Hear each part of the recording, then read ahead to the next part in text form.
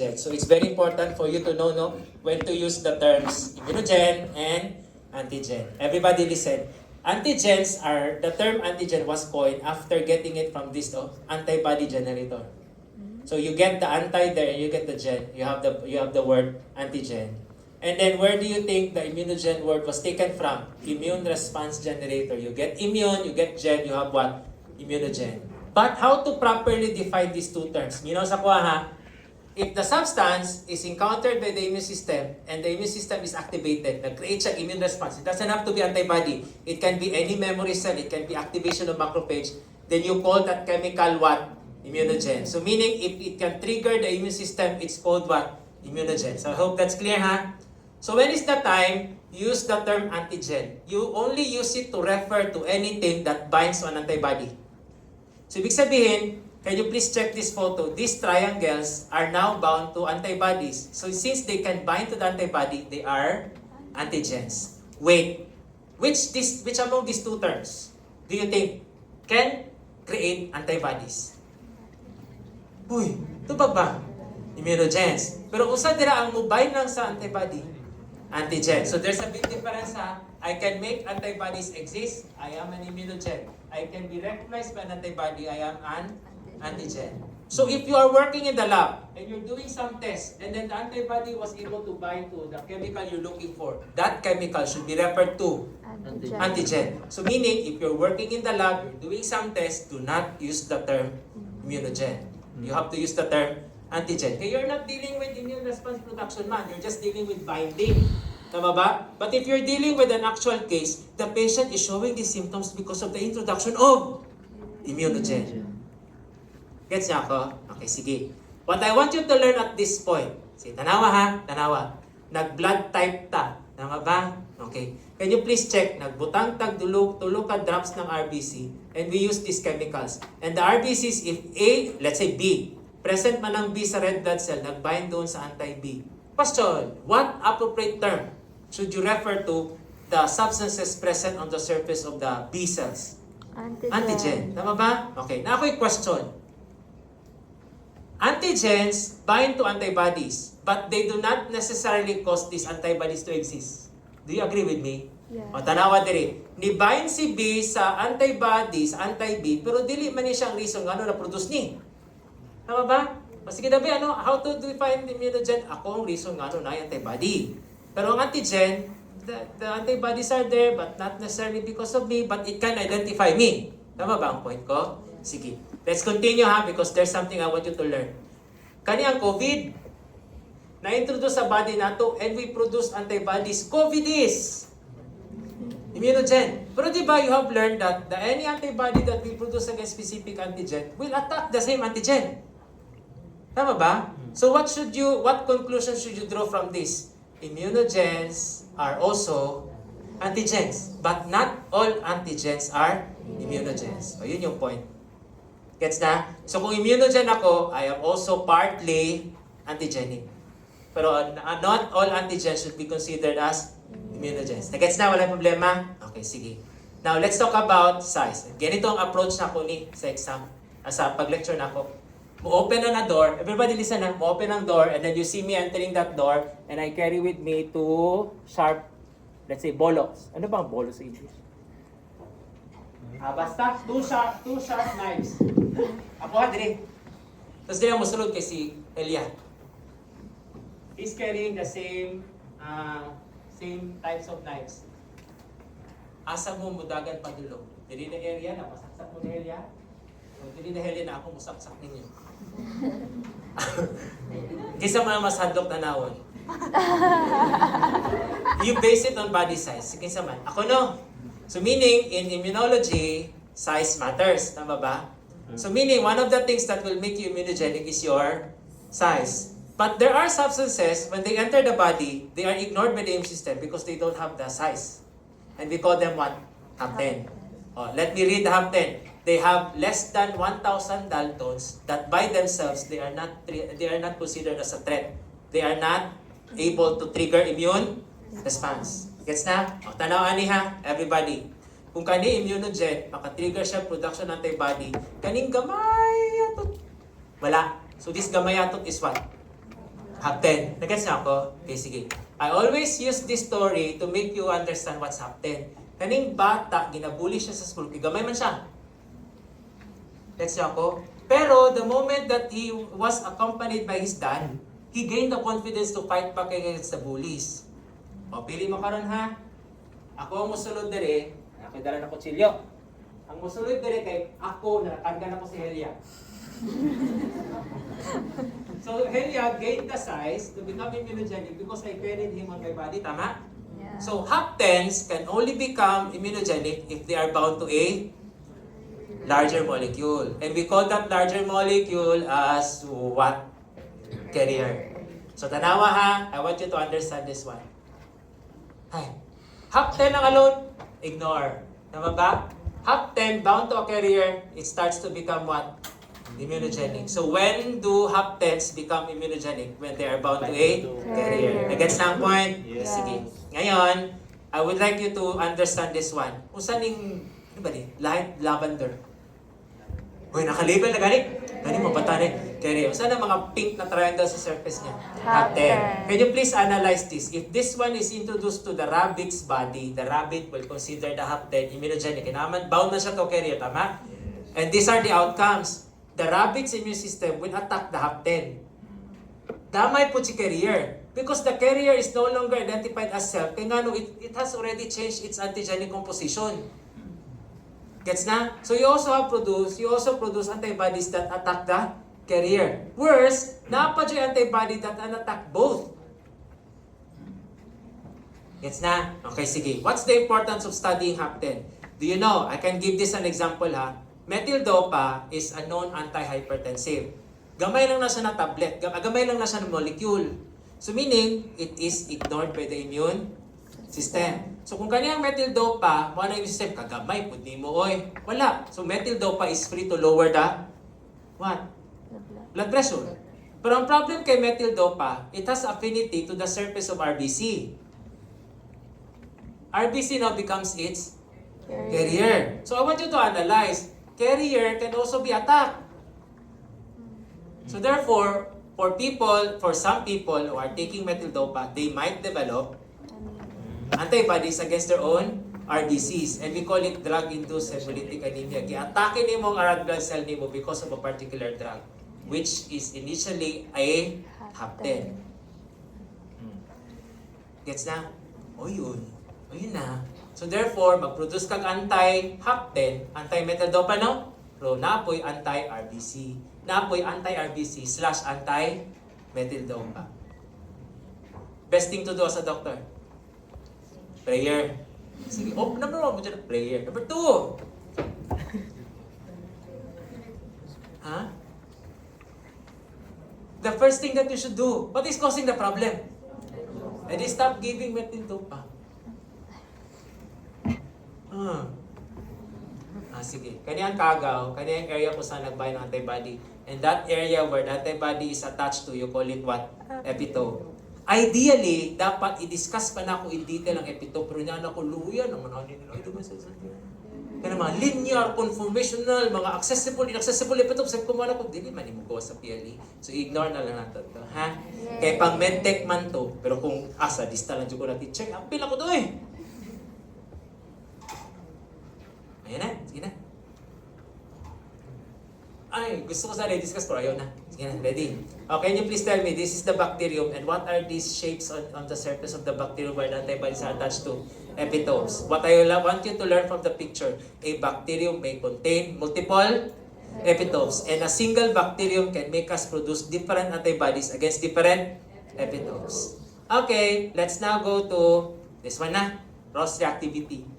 We're supposed to have discussed this first in intro to micro, which I failed to discuss. I don't know kung saan ako na-insert. Mangita lang kung time. Dahil daw ka Spider-Man na. Okay, what do you mean by cross-reactivity? The antibody you produce against A will also attack B. Okay, can you give me examples of cross-reactivity that you have encountered in your pre-med course? A clue, Edward Jenner. He discovered vaccination against smallpox. Everybody, this kid is infected with smallpox. Do you know that smallpox patients have 30% chance of dying? Do you know that if you survive smallpox, every lesion will leave a hypopigmented spot? Wala kang mahimog zebra, kaya na kay mga lighter areas sa skin mo. But they are signs of what? Recovery from smallpox. So these are my battle scars, mga anak. Do you know how Edward Jenner discovered the vaccine against smallpox? Because vaccine against smallpox. During his time, people are also infected with cowpox. Tapos, sige, share na ako story ha, para kung mag-intro to micro ko, din na ako ni story. Yung tawag milkmaid, dairy maid, yung ganang tig-milk sa cow. And then she came in contact with an infected cow. So, she developed multiple cowpox lesions on her skin. But since this one is mild, she eventually recovered. Ang problema, while on her way to the market, she accidentally opened a door where a lot of smallpox patients were kept. So, na-expose siya. Siya na siya, love, 3 to 4 weeks ang incubation. Nagulat siya 3 weeks, siya nasa Lord. Taka siya, 3 weeks after, wala siya nagkasakit. And, di ba, for you to be exposed to a lot of patients with smallpox, you're supposed to get smallpox. So, wala siya na, So, kwento niya kay Edward Jenner. Si Edward Jenner, doktor, manya na siya, let's put that into test. So, ang gibuhat ni Edward Jenner, nagkuha siya, yan ka ng fluid from the lesion of cowpox. And using a needle, he scraped the needle on the skin of a child, bata. So, that child developed cowpox. And upon recovery, he allowed the child to be exposed to children with smallpox. And that child did not develop smallpox. And then he later realized cowpox and smallpox fall under the same family of viruses. So they share the same antigens. So antibody against smallpox also provided protection to cowpox. Hulaan nyo, when was the last case of smallpox documented? 19. 72. Oh, napunod ko 19. 77, I think, in Somalia. After then, we stopped giving smallpox vaccine. Kaya wala naman. Tapos, diba, last 2020, nag-emerge ang monkeypox. Monkeypox is also under the same family of smallpox and cowpox. Mauna nakadungog mong balita. Nagmahay ang WHO, nag-stop nila ang vaccine to smallpox. Kaya pwede unta to mag-cross-react against monkeypox. Okay. Sige. Ang problema aning cross-reactivity, if the organism shares the same antigen with any part of your body, so pasabot, pag na-infect atong kagaw na to, you start attacking your own cells. Okay, and a good example will be recurrent tonsillitis. Di ba before, you've heard na, once you have recurrent tonsillitis, you're supposed to have your tonsils removed. Kaya nga no, tonsillitis is caused by Streptococcus pyogenes. You don't have to write it down. Ang point lang is, naa siya antigen. Pasabi. Pasabihin na na. Which I will not require you to memorize. Ang point lang is na ay Streptococcus na M protein, which is also present in our heart valves. So ang point, the more you develop episodes of tonsillitis, the higher the immune response. So what do you expect with your antibody level? Increasing. Muabot siya sa point na sa sobrang niya nakataas, the antibodies are now enough to attack your own heart valves. Cross-reactivity. Okay, sige. And then, i-share lang na ako niya. Di ba, we all set standards. Whether we will consider the person attractive or not. Tama ba? So meaning, my point is, for the immune system to consider something immunogenic, napo siya criteria. Tama ba? Ay, kani ang future husband na ako. Pero what are the characteristics of your future partner? Napo dapat ang immune system mo na siya. For me to consider you immunogenic, you must possess the following qualities. Tama ba? Sige daw, what are the properties that one chemical should contain for it to be considered as immunogenic? Number 1, it must be special of all the things there, the most important, foreign. Tama ba? It should not have been encountered by the immune system during at that time we were developing. Foreign. Number 2, sexual stability. Stable. Foreigner stable. Afam. Tapos gusto mo, kanang marupok para mabulang-buling ka talaga niya kay, di ba? Stable sa life, tapos foreigner, tapos marupok, clingy sa imuha, no? Tapos, bugat, ang wallet. And then complex. Oh, di ba? At least I'm making it easy for you to memorize the 5 characteristics. What if is a data? Aside from foreignness, structural stability. Ano pa? What's the last property? Sige, question. The degree to which the antigenic determinants or the epitopes are identified as non-self. What property is that? Foreignness. The more foreign, the more immunogenic. Ngayon, what I want you to read and understand from this slide is the third bullet. When the immune system did not encounter the antigen during the embryologic period, di ba, while we are developing as a fetus, the lymph nodes, the thymus and the bone marrow are also developing, tama? And these are the time that the T cells and B cells undergo positive selection, negative selection, receptor editing. Can you recall these terms? Yes. Clonal deletion. So kung wala siya during the training period, it's not considered as self. Tama ba? So therefore, it will be considered what? Foreign. O anong clue? Dapat the organ the antigen should be present during basa ba? Embryologic and fetal. O na ako i-impose na problem. Males only start producing sperm cells when we reach puberty. Pasabot, these cells and T cells did not encounter sperm cells. So they will be considered as what? Foreign. O, let's discuss that later. Okay, next. So to, dapat stable, dagag kwarta. What does it mean by structural stability? The antigen is so stable that it can reach antigen presentation. Anong point na ko? Everybody, tanawan niya. Nakakay nakao nakagaw. And for the kagaw to stimulate the immune system, it must reach the part that it will be introduced to the T cell. By what? Antigen presenting cell. Anong point ko niyan? What if pagtulon pa lang nimo gipatay na siya ng hydrochloric acid? So will it reach the part na it will be presented to T cell? No. So therefore, it's not stable enough. Gets na ako? Sige, next. Nakapasok ng kagaw. Niabot na siya sa blood. And the proteases in the blood. Asa ba ito? Dali. Ay na. Asa na ako ito gibutang? Ay na, dali. Basta rin. That's not discharge. Oh, pag-circulate niya sa blood, makaon ako ng monocyte from later. Na-destroy naman siya ng protease sa blood. Nakabot siya sa macrophage. Wala. Stable siya, dili. So therefore, all antigens, for them to stimulate the immune system, they must be what? Structurally what? Stable.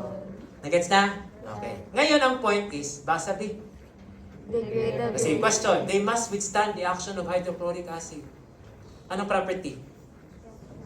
Section A. Hello, Ayo. What property? Structurally stable.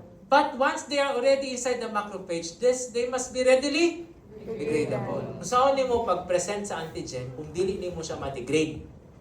Gets na? O sige, tell me daw, be. Before reaching the monocyte or the APC, they must be structurally stable. But after they are ingested by the macrophage, they must be readily degradable. O, yun na yung meaning ng terms. Gets na? Okay, sige, padayon na ta. The next property is that they should have high molecular weight. So, itong cutoff na to, 1,000. Pag less than 1,000, what do you call them? Hapten. Question, according to your biochem, your favorite subject last semester. Pagtanaw na ako sa graduate, di ba? Pagtanaw ako sa histology. Hala, tag 90. Histology. Pagtanaw ako sa research. Histology.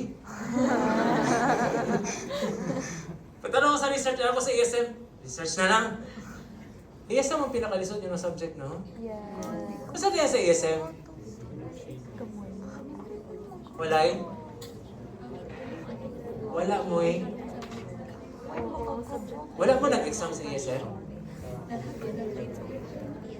Reporting. Okay. So, paano kayo nagraduhan?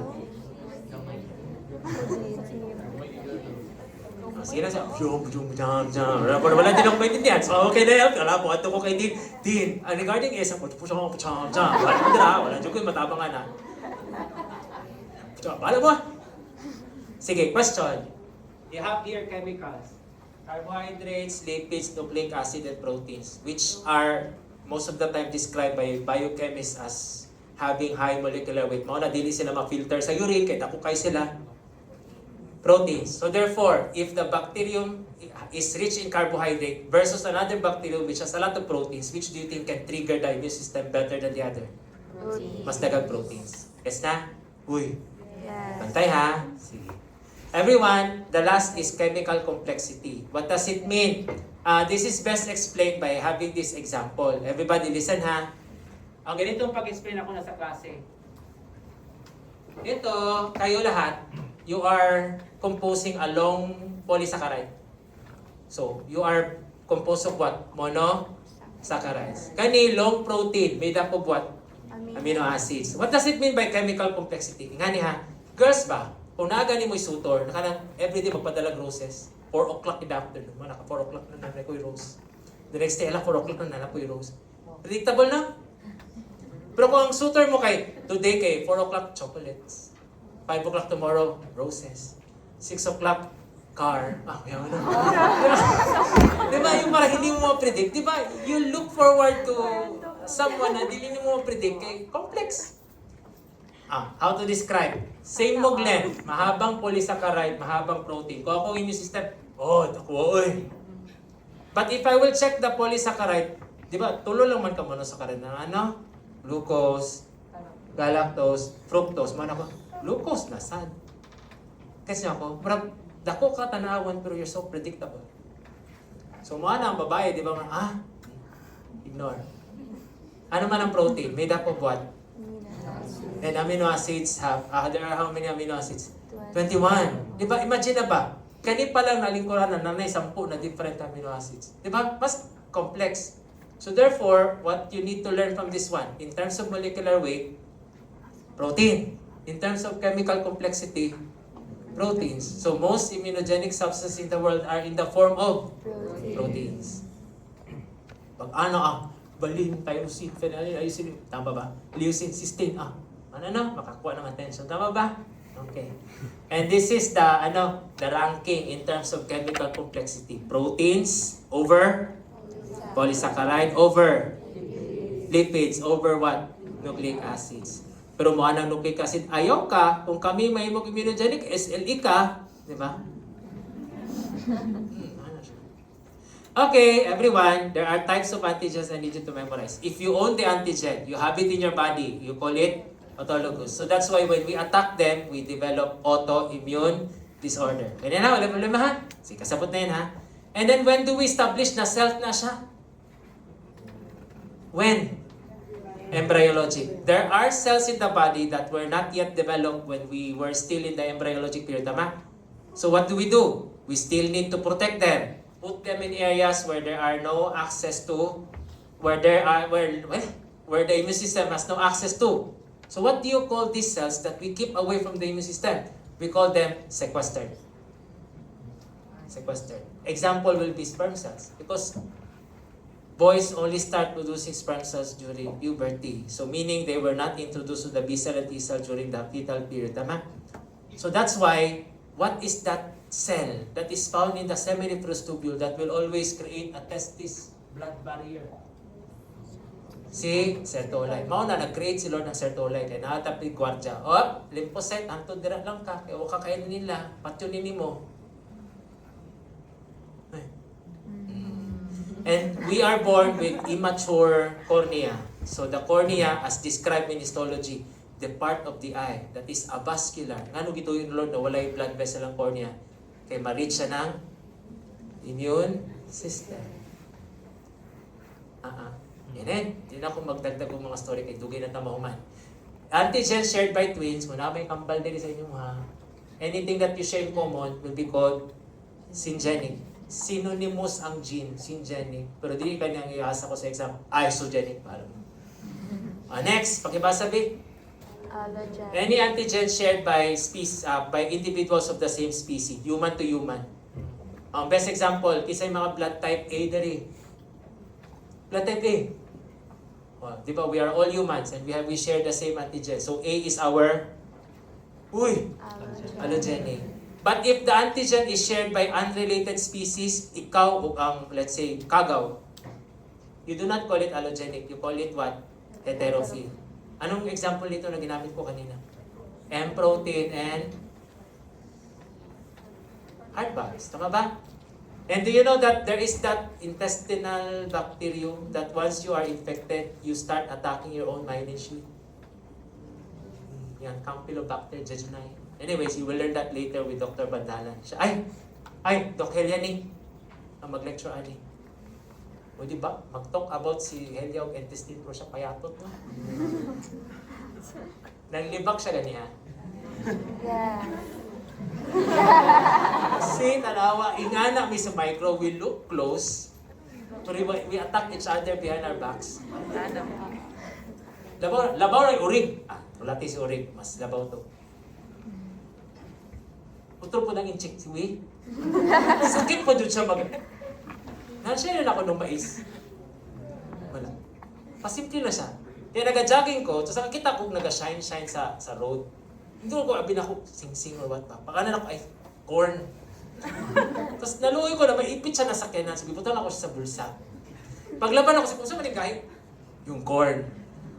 Sabi ko, naawa man ako. Walang itapon ko to. Tinanim ko sa garden. Hindi ko makakalain mabuhay. Tapos proud ako ba na I brought life to a corn. Gisaya na ako sa sabi ko, kabalo mo na ako yung nabuhay na corn. Alam mo, reply ni Chick. Nga na dyan, pag tiguang, may muglat dito.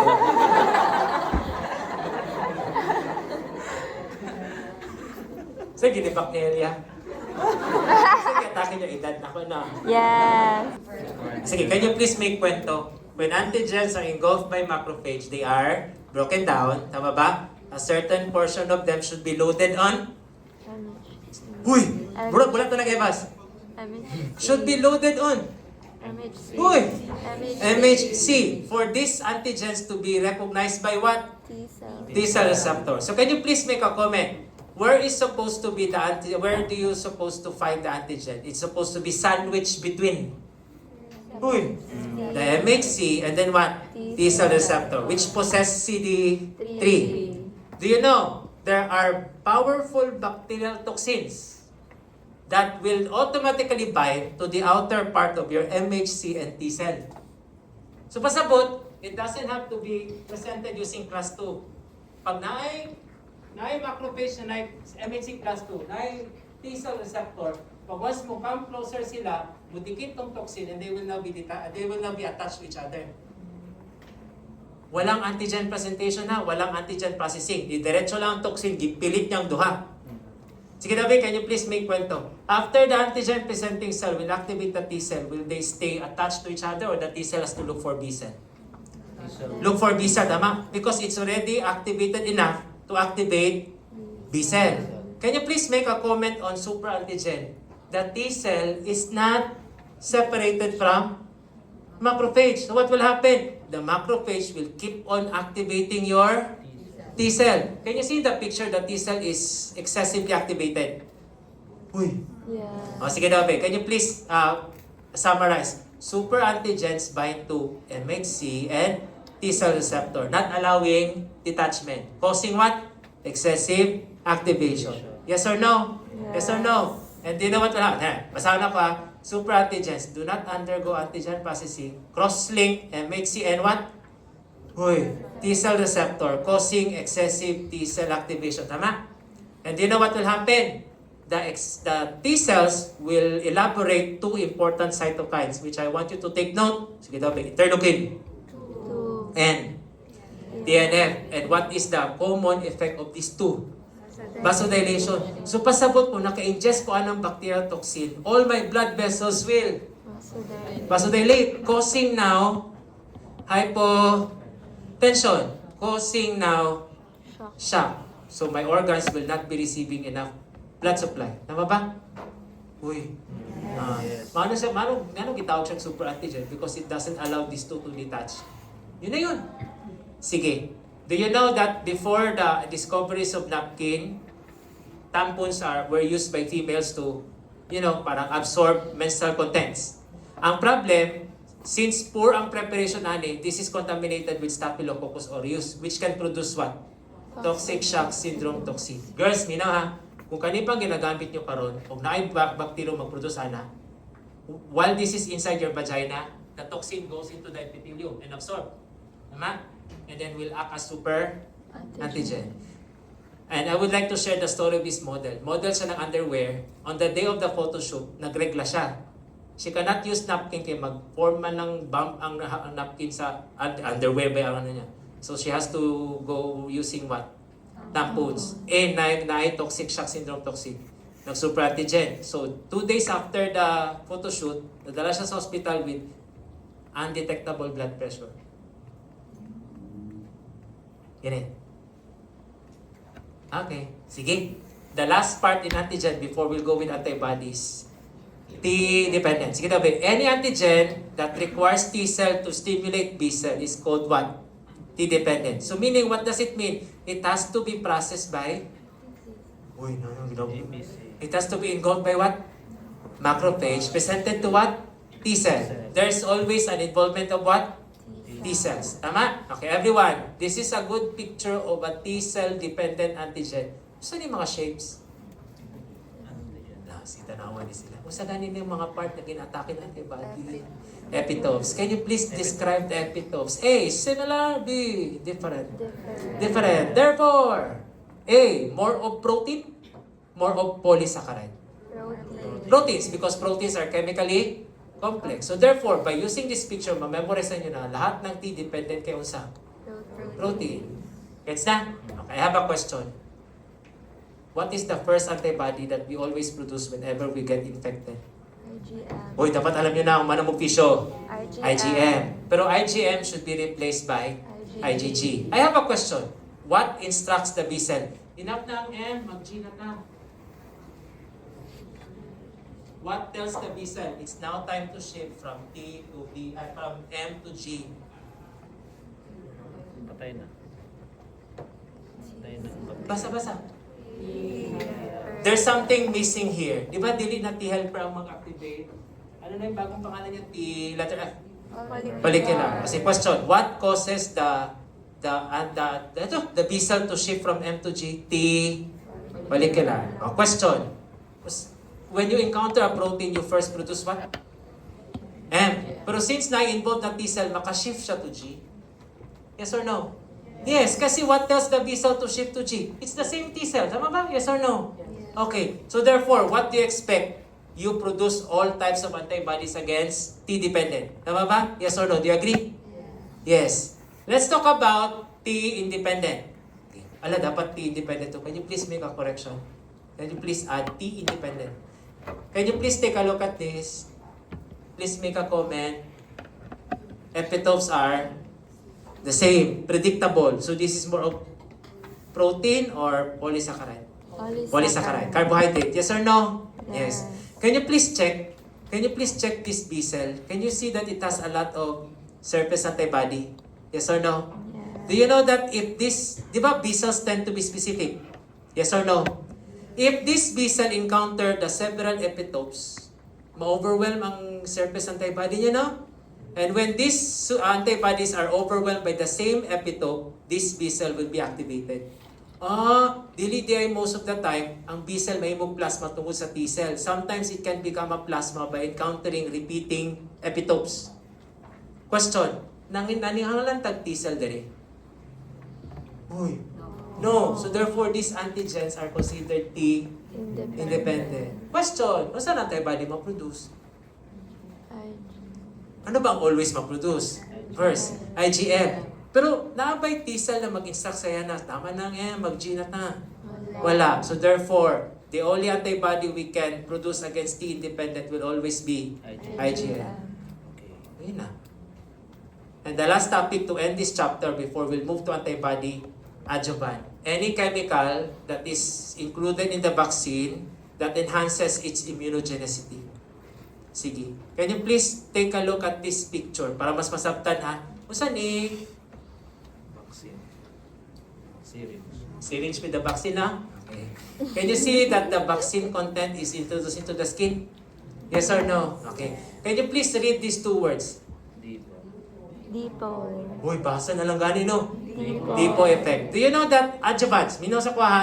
Adjuvants form depot. When they form depot, they do not allow the entire vaccine to reach the blood immediately.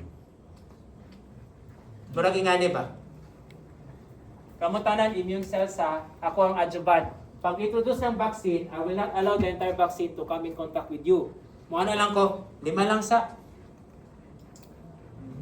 And ano ganyan yung concept ng adaptive immunity? Repeated exposure will increase the response. So, i-make sure ng adjuvant na repeated exposure. Dili na ka lang, bakuna ka ron, bakuna, nasa gugma. Nagets na? Oh, how do adjuvants increase the immunogenicity? By forming depot, allowing fast release or slow release? Slow release. O yun na yung point ng depot, ang depot ng adjuvant. And the most popular adjuvant used worldwide is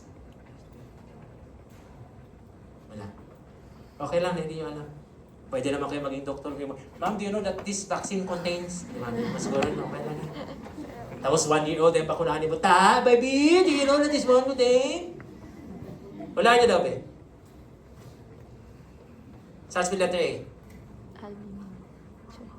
Followed by letter L. Albumin. Ano?